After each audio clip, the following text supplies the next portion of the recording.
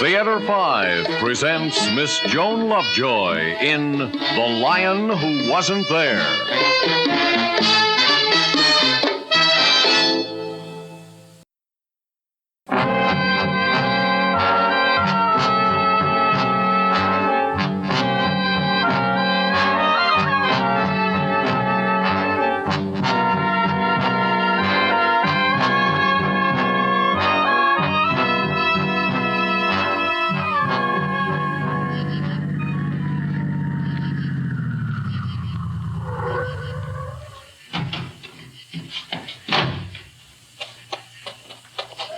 Monica, what kept you? What do you suppose? Jeff. I'm well fed up with that husband of yours. How do you think I feel? I've been with him for years. There's nothing we can do. Yes, there is. You're the best rifle shot in Africa. Oh, no, you don't, my girl. There are always accidents, Jeff. Yes, with possibly a noose waiting at the end. You want to go on this way? Sneaking off to meet in the jungle? Oh, that's all we can do. We still have the time on safaris. Well, we have to be careful. The boring clients and our bookings are few and far between these days. You're telling me. Ralph must be getting nervous with no cash coming in. Well, so am I. Independence. These hard-headed fools was going to be a piece of cake for everyone when the Europeans moved out. I could have told them. Well, go on. Go on about what? I'll be as big a bore as Ralph. Great white hunter sniveling about the loss of his continent. Well, all Ralph cares about is me, and... And? And all I care about is you, Jeff. That's the life I want, Jeff. With you. You paint a pretty picture. It could be. But... Oh, I know what Africa means to you, Jeff. Nights like this, with the sky and stars so close they seem to press right down on you. The light, the air, the life. I fell in love with it the first time I saw it. I thought I had something to do with it. You did. Because you were Africa. The best part of it. It's not what it used to be. Then you would leave? Oh, you're raving, Monica. Sure you didn't get a touch of sun today? There's a way, Jeff. I've thought of a way, but you could never come back. You'd lose Africa, but you'd have me. Would I be enough, Jeff? Oh, you're hurting me. I just want to give you my answer.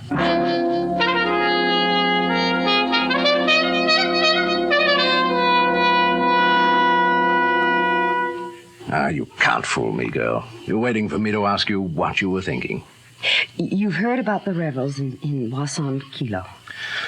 Another try at a tiny power grab by some tribal chief. It's not tiny, Jeff, darling. Not tiny at all. Kilo has a gold refinery. The rebels have it.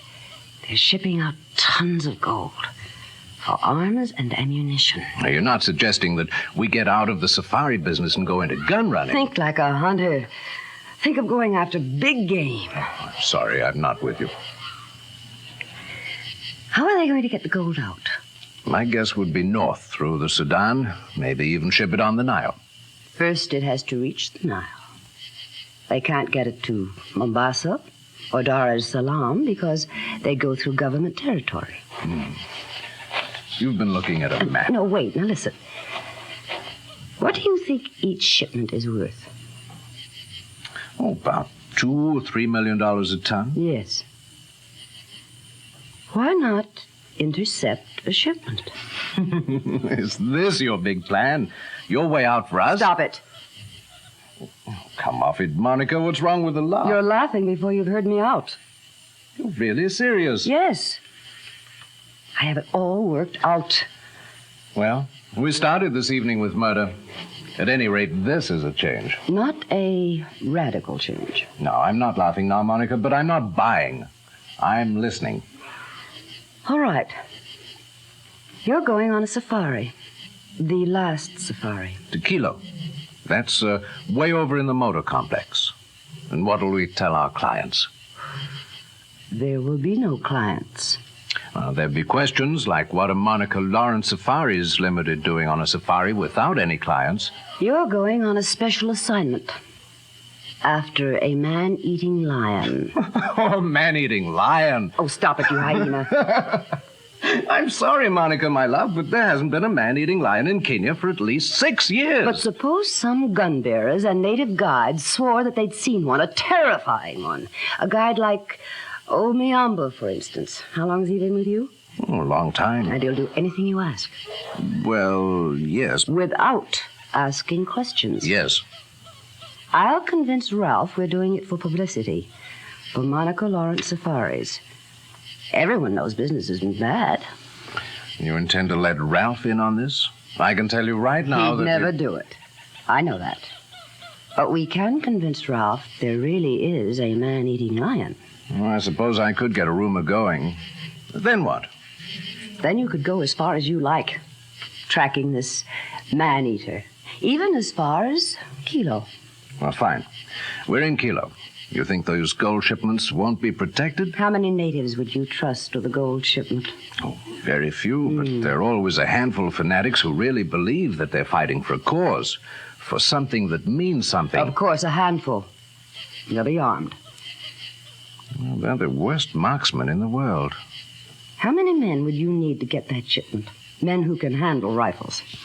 Oh, I could do it with 5. Surely you know 5 men here. Men like yourself who are fed up who'd be happy to go along with us for $20,000 apiece. Monica, it might just work. And who's going to come after you? The rebels are outlaws. If they complain to the government will laugh at them. And there's always a market for gold. Always. $2 million. Well, that's big game, all right. There's, one other thing. Yes? Ralph will be along. Ralph's never gone on a safari. He'll go this time. And remember, the natives are miserable shots. But, Monica, he'll... It's up to me, Jeff, to get Ralph to go. It's up to me to make him believe you're after a man-eater. And after that, it's up to you. But remember, if you want the $2 million and me, something better happen to him, Jeff. Something final.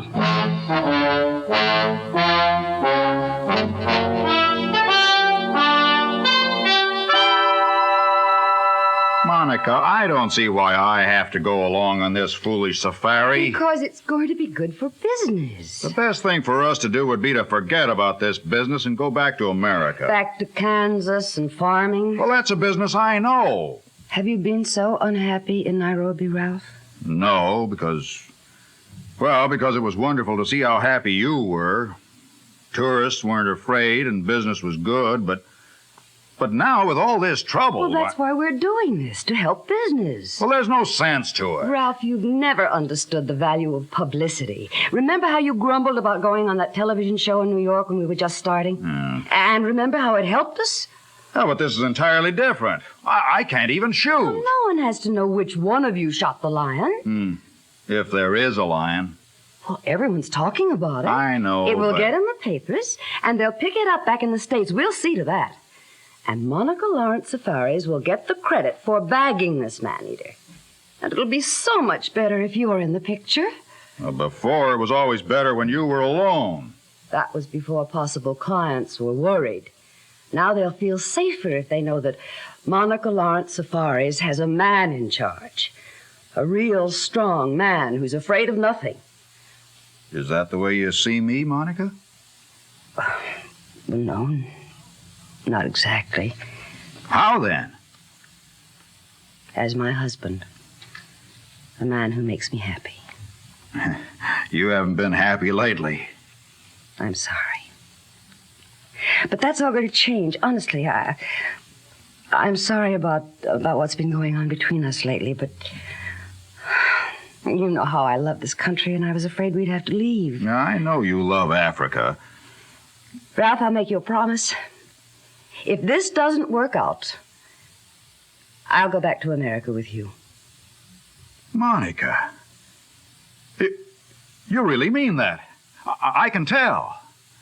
And before you leave tomorrow morning, I defy you to say I don't love you.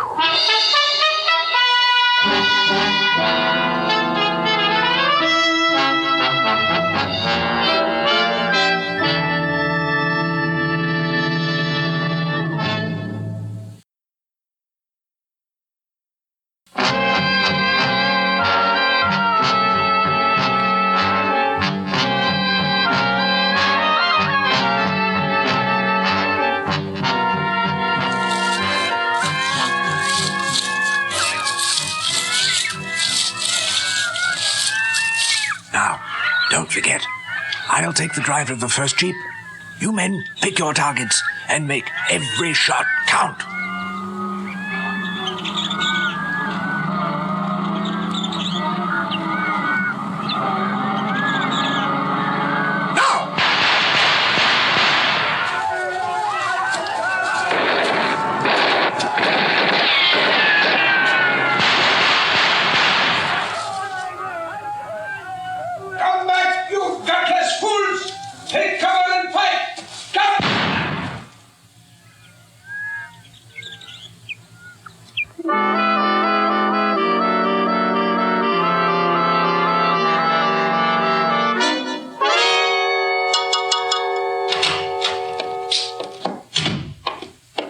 Monica!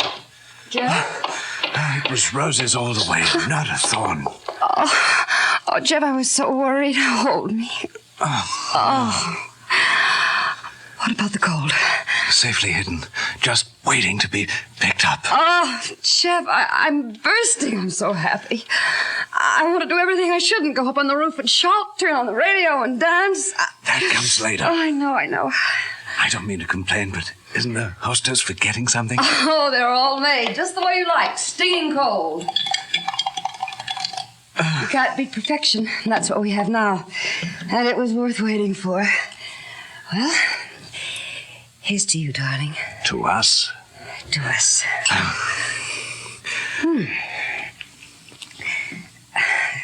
Jeff,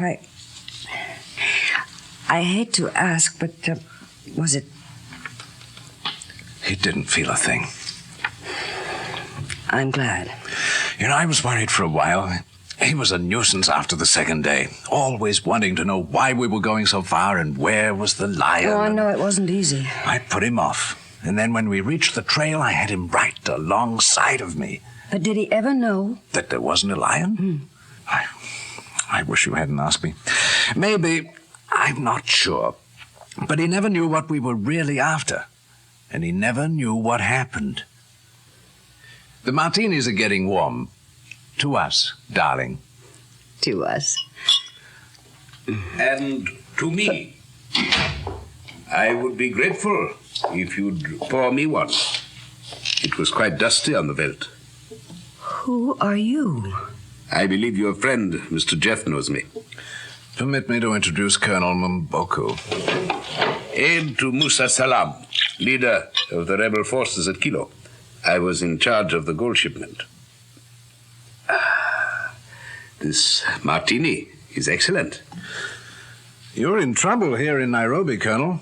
But if you leave quietly, I won't report you to the police. Yes, excellent. Cold and dry. Thank you. But if I were you, Colonel, I'd take Mr. Jeff's advice and get out. No doubt. There was one bad shot in that ambush. It is your misfortune that I was the target. You would have been so much better off if I'd been killed and someone else wounded. That shoulder looks pretty bad. You should have it attended to. It looks worse than it is. You get out of here or I'll call the police. Put that telephone down.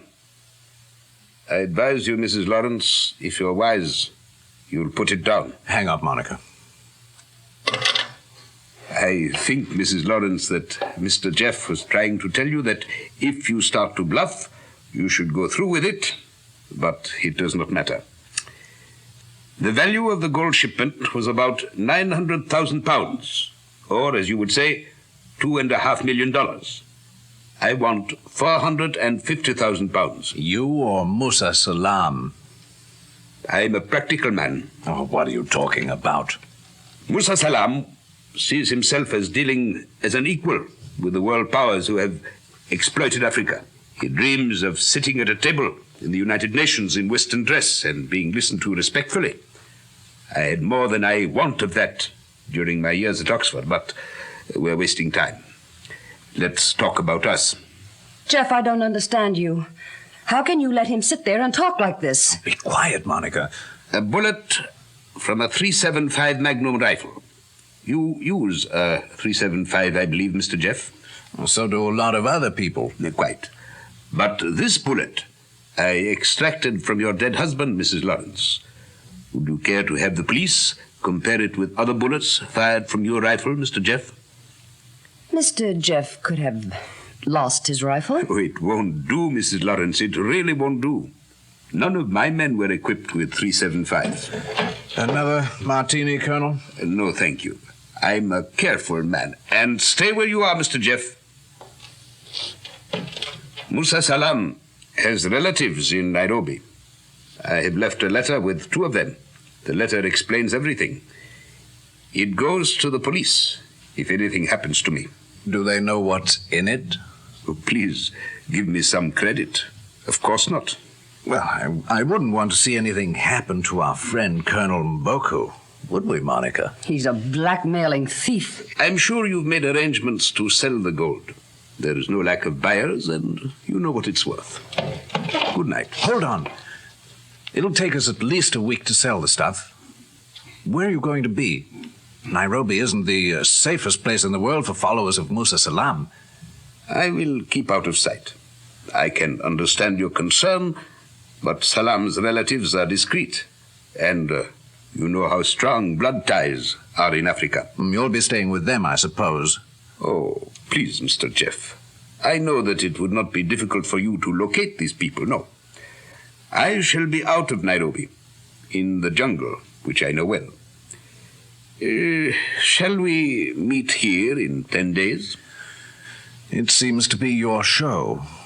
Indeed.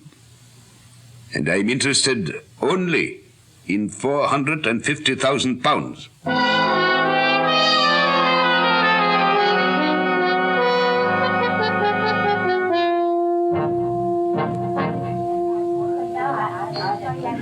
Monica, this is a celebration. Drink up. I'm sorry, Jeff. Think of it. In a few minutes, Smith, or whatever his name is, will walk into this hotel and give us £900,000. You mean 450,000 pounds. That's the wrong way to think of it, my dear. What about those letters? When Mboku shows up, we'll ask him to surrender them. You think he will? Why not? He's no fanatic. He'll have what he's after, and we'll still have over $1 million. And a lifetime to spend it in. And suppose Mboko doesn't give us the letters? I've thought of that. And? I remember sitting in the jungle in the African night, and you're telling me to go after big game. We went after it, darling, and we got it. If Mboku holds on to the letters, we'll pray for his health and enjoy ourselves. Excuse me, please. And you, Mrs. Lawrence. Yes? Would you come with me, please? With you? Where? Lieutenant Onobando, Nairobi Police, sir. I ask you not to make a disturbance. Well, there's no question of a disturbance, but I'm a British subject, Lieutenant, and Mrs. Lawrence is an American. We're entitled to know what all this is about. It will be explained. Well, I'm not leaving here. I want to see the American consul. Perhaps if I mentioned a name, sir, it might help. Colonel Mboku? Mboku? Why, he can't I be- understand your astonishment. You may not have heard that Colonel Mboku had an accident. A most unusual accident in these days. He was killed by a man-eating lion in the jungle. But also, you see, there was a letter. Now, will you come with me?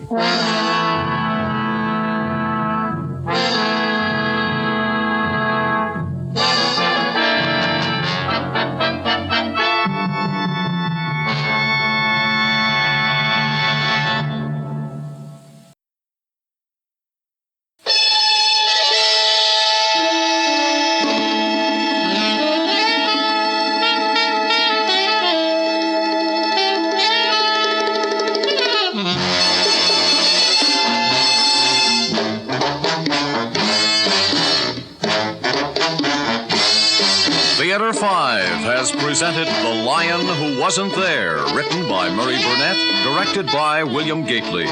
In the cast, Joan Lovejoy, Ralph Camargo, Peter Gerald, Guy Sorel, and Scott Cunningham. Script editor, Jack C. Wilson. Original music by Alexander Vlastotsenko. Orchestra under the direction of Glenn Osser.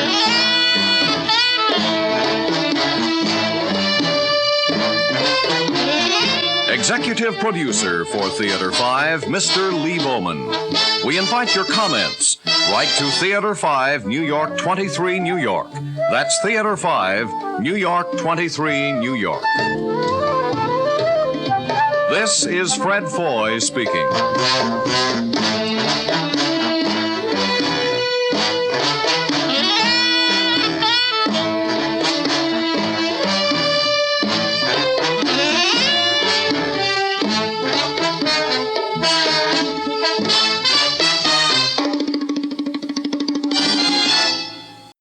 This has been an ABC Radio Network production.